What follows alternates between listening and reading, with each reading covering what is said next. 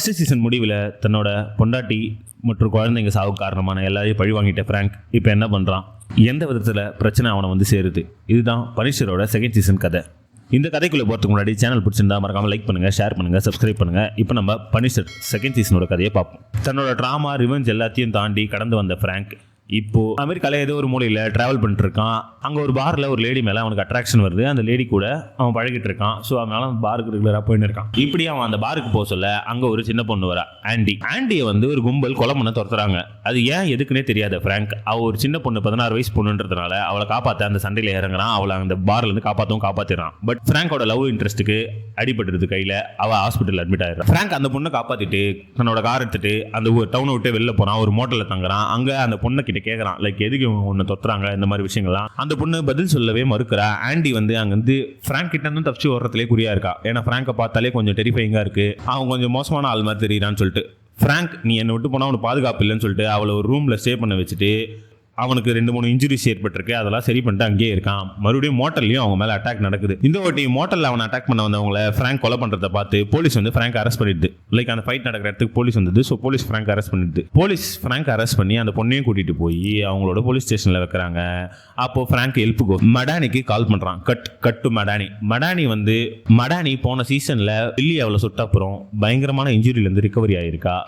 இப்போ அவன் என்ன பண்றானா, பில்லி ஹாஸ்பிட்டல்ல இருக்கானா, அவன் தப்பிச்சு போகலையான்றத அப்பப்போ போய் செக் பண்ணிருக்கா. பில்லி செக் பண்ணிட்டு அந்த ட்ராமாலே பில்லி அவளை ஏமாத்தின ட்ராமாலே வாழ்ந்துட்டு இருக்கா. பில்லி எப்படி இருக்கானா, அவனுக்கு வந்து பழசெல்லாம் மறந்து போச்சு. அதாவது மெமரி லாஸ் மாதிரி ஆயிடுச்சு. கடந்த 3-4 வருஷத்துல நடந்த எதுவுமே அவனுக்கு ஞாபகம் இல்லை. அவன் இன்னும் தான் மிலிட்ரியில இருந்து வந்த அந்த மெமரிஸ் மட்டும்தான் அவனுக்கு இருக்கு.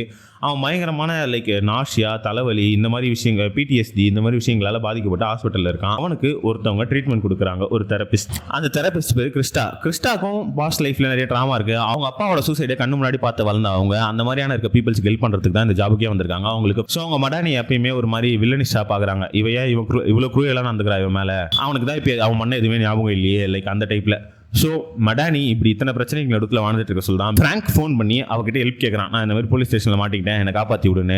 மடானி வந்து அவனை திட்டிட்டு உனக்கும் எனக்கும் எந்த சம்மந்தமும் இல்லை, இதுல வந்து FBI எல்லாம் இன்வால்வ் ஆக முடியாது, போனை வைன்னு சொல்லி வச்சிடறான். இப்போ வெறும் 4-5 பேர் இருக்க போலீஸ் ஸ்டேஷன்ல ஃப்ராங்க்கும் அந்த பொண்ணு மாட்டிட்டு இருக்காங்க. பட் இவங்களை தேடுற டீம் ஒரு 10-20 பேர் வந்து அந்த போலீஸ் ஸ்டேஷனை சுத்தி வலிச்சிட்டு அந்த டீமோட ஹெட்டா வந்து ஒருத்தன் வந்து போலீஸ் ஸ்டேஷன்ல இருக்க இன்ஸ்பெக்டர் கிட்ட பேசுறான்.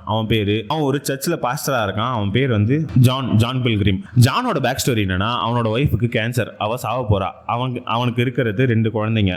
ஜானும் வந்து ரொம்ப பாஸ்ட்ல ரொம்ப வயலண்டான ஆள் தான். அவன் ஏன் இந்த ஜாப்ல இருக்கான், அவன் ஏன் இந்த சின்ன பொண்ணை தேடுறான்னா, அவனுக்கு அந்த வேலை கொடுக்கப்பட்டிருக்கு. அதாவது அவன் ஒரு சர்ச்சில் இருக்கான்ல, அந்த சர்ச்சோட லீடர்ஸ் வந்து அவங்க கிட்ட இந்த வேலையை கொடுத்துருக்காங்க. நீ இந்த வேலையை பண்ணு, உன்னோட குழந்தையோட ஃபியூச்சரையும் உன் பொண்டாட்டியோட ஹெல்த்தையும் லைக் மெடிசன் செலவு எல்லாத்தையும் நாங்கள் பார்த்துக்கிறோம்.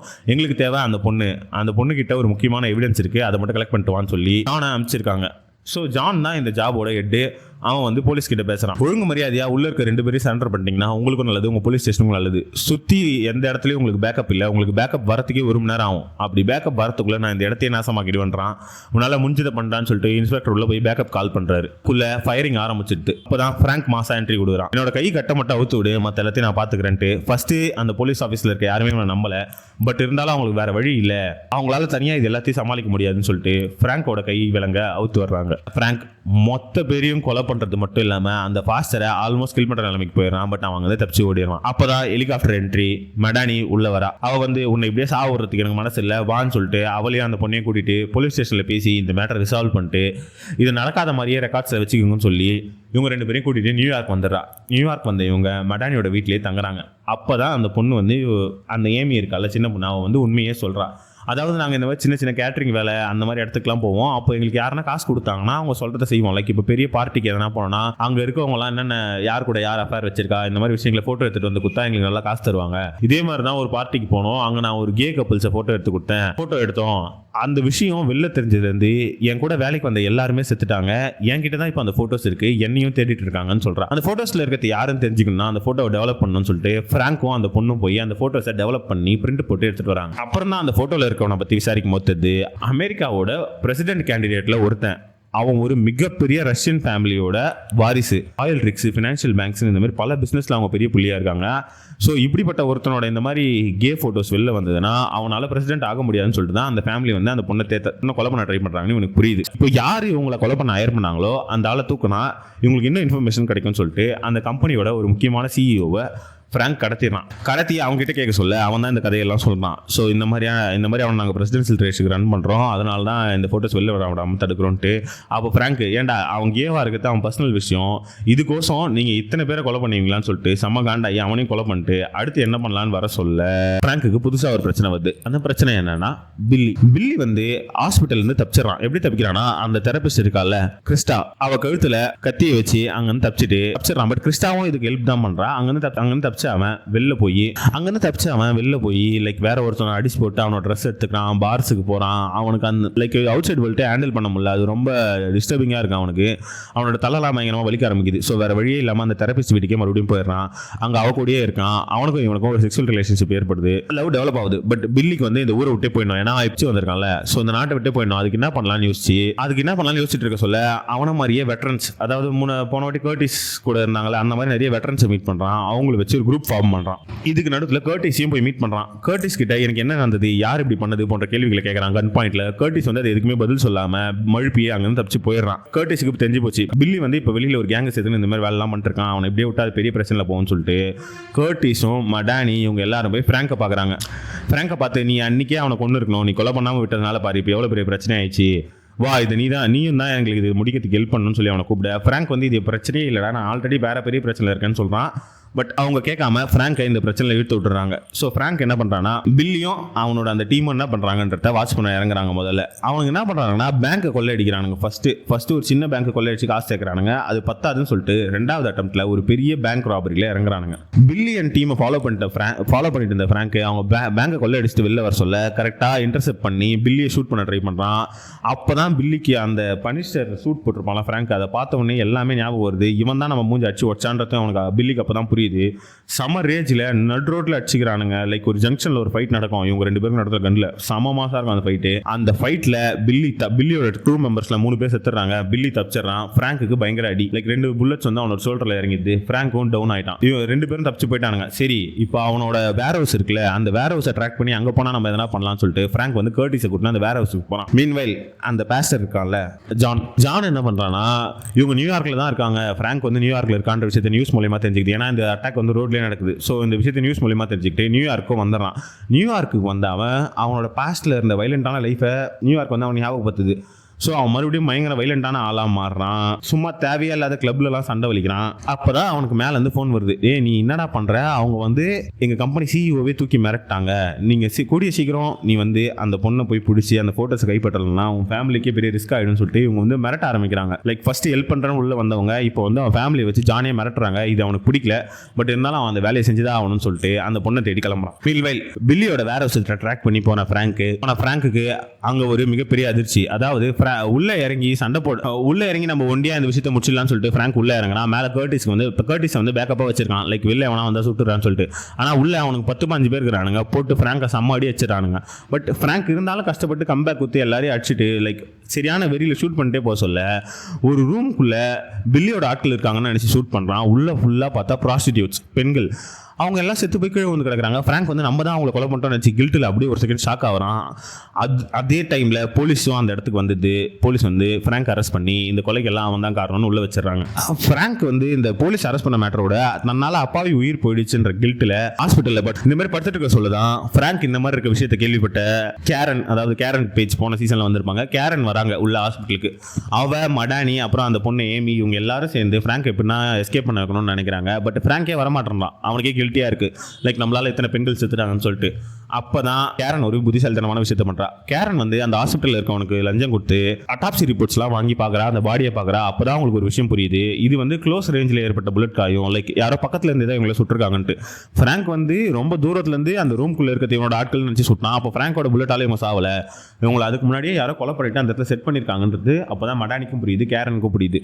ஸோ இந்த கொலையை ஃப்ராங்க் பண்ணலன்னு சொல்லி இந்த விஷயத்தை ஃப்ராங்க் கிட்ட எக்ஸ்பிளைன் பண்ணி உன்னை இங்கிருந்து நாங்கள் எஸ்கேப் பண்றோம்னு சொல்லி அவனை அங்கே வந்து எஸ்கேப் பண்ணி கூப்பிட்டு போறாங்க. வெளில வந்த பிராங்க் ரெஸ்ட் எடுத்துட்டு இருக்க சொல்லியே அவனுக்கு அந்த பாஸ்டர் மூலமா அடுத்த பிரச்சனை வருது. அந்த பாஸ்டர் வந்து ஏமின்ற அந்த பொண்ணை ஒரு இடத்துல இவங்க தங்க வச்சிருப்பாங்க, லைக் சின்ன ஒரு இது மாதிரி ஆர்வி மாதிரி. அந்த ஆர்வில இருந்து அவன் அந்த பொண்ணை தூக்கிட்டு அந்த எவிடன்ஸ் கேட்டு மிரட்டுறான். அப்பதான் பிராங்க் வந்து ஒரு புத்திசாலித்தனமான முடிவு எடுக்கிறான். என்ன பண்றான்னா, நேராக போய் அந்த ரஷ்யன் கம்பெனியோட அந்த பையன் இருக்கால, அந்த ஃபோட்டோவில் இருக்க பையன் இருக்கால, அவனே கடத்தின்னு வந்துடுறான். அவனுக்கு கடத்தி எடுத்துன்னு வந்து இந்த ஃபோட்டோவெல்லாம் காமிக்கிறான், அதில் இருக்கிறதுலாம் நீ ஆடாண்டு. ஆமாம், இதை வச்சு என்ன மிரட்ட போறியா, இதை வச்சுல நான் பிளாக்மெயில் பண்ண முடியாது, இது ஒரு நார்மலான விஷயம் தானே. அந்த பையன் டென்ஷன் ஆகி பேச பிராங்க் அப்போ தான் சொல்கிறான், இது நார்மலான விஷயம் தான்ப்பா, ஆனால் இதுக்கோசம் இது வரைக்கும் எத்தனை பேர் செத்துருக்காங்கன்னு தெரியுமா? உன்னால் ஒரு அப்பாவி பொண்ணோட உயிர் போகுது, அவளை கடத்தி வச்சிருக்காங்க, அந்த பொண்ணை காப்பாற்றணும், அதுக்கு நீ தான் ஹெல்ப் பண்ணணும்னு சொல்ல அந்த பையன் சுச்சுவேஷனை புரிஞ்சுக்கிட்டு அவன் போய் போலீஸ்கிட்ட பேசி அந்த பொண்ணை காப்பாற்றுறதுக்கான எல்லா வழிகளும் செய்கிறான். அதுவும் இல்லாமல் அவங்க அப்பா அம்மா கிட்ட போய் நேராக கன்ஃபர்ஸ் பண்ணி இந்த விஷயத்தினால இனிமேல் யாரும் சாக வேணாம், இதோட விட்டுருங்கன்னு சொல்லி நிறுத்த ட்ரை பண்ணுறான். பட் அவங்க அப்பா அம்மா இவன் பேச்சை கேட்கல. அவங்க அந்த பாஸ்டர் கிட்ட அந்த பொண்ணை கொல்ல சொல்கிறாங்க. பட் அந்த பையன் அந்த பாஸ்டருக்கு அட்ரஸை ஃப்ராங்க்கு குத்துறான். ஸோ அங்கே போன ஃப்ராங்க் அந்த பாஸ்டரை அடிச்சு போட்டு ஏமியை காப்பாற்றிட்டு வந்துடுறான். மீன்வைல் பில்லி என்ன பண்ணுறான்னா, தான் இப்போ கொள்ளையடிச்ச காசு இருக்குல்ல, ஃப்ராங்கையும் மாட்டி விட்டோம், நம்ம கிட்ட காசு இருக்குது, இந்த காசை வச்சு நம்ம நாட்டை விட்டே போயிடலாம்னு சொல்லிட்டு அந்த தெரபிஸ்ட் இருக்கால கிறிஸ்டா கிட்ட போய் நம்ம நாட்டை விட்டே போயிடலாம், ரெடி ஆயிருன்னு சொல்லிட்டு எல்லா ஃபேக் பாஸ்போர்ட்ஸ் எல்லாத்தையும் அரேஞ்ச் பண்ணிட்டு வரேன்ட்டு வெளில போகிறான். அவன் வெளில போயிருக்க அதே டைமில் மடானி வந்து கண்டுபிடிச்சிடறா. லைக் யாரோ ஒருத்தர் வெளில இருந்து ஹெல்ப் பண்ணுறாங்க. அவன் எப்படி புத்திசாலித்தனமாக இந்த ட்ராமா போன்ற விஷயங்களை விளையாடுறது, கில்ட்டில் விளையாடுறது இதெல்லாம் பண்ணுறான். அந்த தெரபிஸ்ட் வந்து அவங்க கூட க்ளோஸாக இருந்தாலும் அதனால தான் இருக்குன்னு சொல்லிட்டு அந்த தெரபிஸ்ட் வீட்டுக்கு போகிறான். பில்லியோட பொருட்கள் அங்கே இருக்கிறதும் அவன் போட்டுட்டு இருந்த மாஸ்க் அங்கே இருக்கிறதையும் பார்த்த மடானி உஷாராயிடுறா. அவன் இங்கே தான் தங்கி இருக்கான்ட்டு. அவன் உஷாராத்த பார்த்த அந்த தெரபிஸ்டுக்கும் இவன் மேலே டவுட் வந்தது, இவன் நம்மளை அரெஸ்ட் பண்ணுறான்னு சொல்லிட்டு. ஸோ ரெண்டு பேருக்கும் அவங்க ஃபைட் நடக்குது. அந்த ஃபைட்டில் கிறிஸ்டாவை ஜன்னல் வழியாக வெளில தள்ளி விட்டுறா மடானி. அவள் கீழே வந்து மண்டை செதறி சாவரா. அதுவும் பில்லி கண்ணு முன்னாடியே. பில்லி கரெக்டாக அப்போ தான் வந்து வீட்டுக்கு வரான், அப்போ அவள் சாவரா. இதை பார்த்த பில்லி இன்னும் ரேஜ் பைட் ஆகி மேலே வந்து மடானியை கொலை பண்ணலாம்னு நினைக்கிறான். பட் மடானி வந்து பில்லியை சுட்டுறா. அவனோட வயிற்றுல ஒரு புல்லட் இறங்கிட்டு, பட் அவன் அதோட தப்பிச்சு வெளில ஓடிடுறான். மடானிக்கு வந்து தலையில் சில அடிபட்டுது. அங்கே போலீஸ் வந்து மடானியை காப்பாற்றிடுறாங்க. இந்த பக்கம் ஃப்ராங்க் வந்து அந்த பொண்ணு காப்பாற்றிட்டு வந்தாலும் பாஸ்டர் விடாமல் அவனை சேஸ் பண்ணிட்டு வரான். கடைசியில் ஃபைனல் ஷோட வரான். அவங்க ரெண்டு பேருக்கும் சண்டை நடக்குது. ரெண்டு பேருமே அந்த சண்டையில் மாறி அடிச்சுக்கிறானுங்க. ஏன்னா ரெண்டு பேருமே மிரர் இமேஜ் தான். ரெண்டு பேருக்குமே சரியான வைலண்டான பாஸ்ட் இருக்குது. அவங்க அதை கடந்து ஒரு நல்ல மனுஷங்களாக வாழ ட்ரை பண்ணுறாங்க. பட் அவங்களோட ஃபேமிலி சிச்சுவேஷன்ஸ் அவங்கள விட மாட்டேங்குது. ஸோ அந்த ஃபைட்டில் வந்து ரெண்டு பேருமே லைக் ஈக்குவலாக அடிச்சுப்பானுங்க. கடைசியில் பார்த்தா ரெண்டு பேரும் ஒரு டீலிங்க்கு வந்துடுவானுங்க. என்ன டீலிங்னா, அவன் ஒத்துப்பான், நான் என்னோட ஃபேமிலியை காப்பாற்றுறதுக்கு தான்டா இதை பண்ணுறேன் அப்படின்ட்டு. ஃப்ராங்க்குக்கு ஃபேமிலின்னு உடனே அப்படியே மனசு இதுவாகிடும். ஏன்னா அவனோட ஃபேமிலி இது இல்லை, சரி இவனுக்காச்சும் ஒரு ஃபேமிலி இருக்கே, அதை அவன் காப்பாற்றிக்கணும்னு சொல்லிட்டு நான் அவனுக்கு ஹெல்ப் பண்ணுறேன்னு சொல்லி ஃப்ராங்க் ஒரு ஐடியா போடுவான். உன்னை யார் வந்து இதை பண்ண சொல்லி இது பண்ணுறா அப்படின்னு சொன்னோடனே, இந்த மாதிரி என்னோட சர்ச்சோட ஹெட் இருக்காங்க, அவங்க தான் என்னை வந்து த்ரெட்டன் பண்ணுறாங்க, அவங்ககிட்ட தான் என் பசங்க இருக்காங்கன்னு சொல்ல, சரி வா நம்ம நேராக அவங்களே போய் போட்டுருவோம்னு சொல்லிட்டு இவனுக்கு ரெண்டு பேரும் உள்ளே இறங்கி அந்த த்ரெட்டன் பண்ணுற ரெண்டு பேர் மட்டும் இல்லாமல் அந்த ரஷ்யன் பிஸ்னஸ் மேன் இருக்கால அவனையும் கொலை பண்ணுறானுங்க. கொலை பண்ணிட்டு அந்த பாஸ்டர் ஜானோட பசங்களை ஃப்ராங்க் காப்பாற்றி கொண்டு வந்து அவங்ககிட்டே குத்துருவான். ஸோ அவனும் சந்தோஷமாக அவன் பசங்களை கொண்டு கிளம்பிடுவான். ஃப்ராங்கும் அந்த இடத்த விட்டு கிளம்பி போயிடுவான். கட் டு பில்லி வந்து தான் வயிற்றுல இறங்கின புல்லட்டை வெளில எடுக்க இல்லீகலா வெட்டினரி டாக்டர் ஒருத்தனை மிரட்டி எடுக்க சொல்லுவான். அவன் ஏடா கூடமா பண்ண சர்ஜரியில் பில்லிக்கு பயங்கரமா சிவியரா பிளட் லாஸ் ஆகிடும். அவன் பில்லி வச்சிருந்த காசை எடுத்துன்னு ஓடுவான். பில்லி நடு ரோட்டில் போகிறதுக்கு வழி இல்லாமல் துடிக்க ரத்த சொட்ட என்ன பண்ணுறது தெரியாமல் இருப்பான். அப்போ தான் அவனுக்கு கர்டிஸ் ஞாபகம் வருவான். கர்டிஸோட இடத்துக்கு போனவனை கர்டிஸும் காப்பாற்ற மாட்டான். அவன் ஃப்ராங்கை கூப்பிட்டு சொல்லிடுவான். ஃப்ராங்க் நேராக வந்து 2 புல்லட்டை இறக்கி பில்லியை சாவடிச்சிருவான். அதோட பில்லியோட சகாப்தம் முடிஞ்சுது. இப்போ ஃப்ராங்கும் ஏமியும் தான் இருக்காங்க. அதாவது அந்த சின்ன பொண்ணை ஃப்ராங்க் வந்து ஒரு பத்திரமான ஊருக்கு அனுப்பிச்சு வச்சிருவான். லைக் ஒரு ஸ்மால் டவுன் மாதிரி, நீ அங்கே போய் உன்னோட படிப்பை கண்டினியூ பண்ணு, இந்த வயசில் உனக்கு இதெல்லாம் தேவையில்லாத வேலை, இந்த மாதிரி வேலைலாம் பார்த்துருக்காத, உனக்கு ஃபினான்ஷியலாக நான் ஹெல்ப் பண்ணுறேன்னு சொல்லி அந்த பொண்ணை சமாதானப்படுத்தி அந்த பொண்ணுகிட்ட பேசி அவளை ஸ்கூலில் சேர்த்து விட்டு அனுப்பிச்சு விட்டுருவான். அந்த பொண்ணு அந்த இடத்துல ஃப்ராங்க் ஒரு அப்பா மாதிரி பார்க்கும். ரொம்ப எமோஷனலான சீனாக அது முடியும். இதோட பனிஷரோட சீசன் 2 முடியுது. இதுக்கப்புறம் நம்ம டேர்டெவிலை பற்றி தான் பார்க்கணும். டேர்டெவிலை பற்றின வீடியோஸ் கூடி சீக்கிரம் நம்ம சேனலில் போடுவோம். அதையும் பார்க்கணுன்னா மறக்காம சேனலுக்கு லைக் பண்ணுங்க, ஷேர் பண்ணுங்க, சப்ஸ்கிரைப் பண்ணுங்க. பை.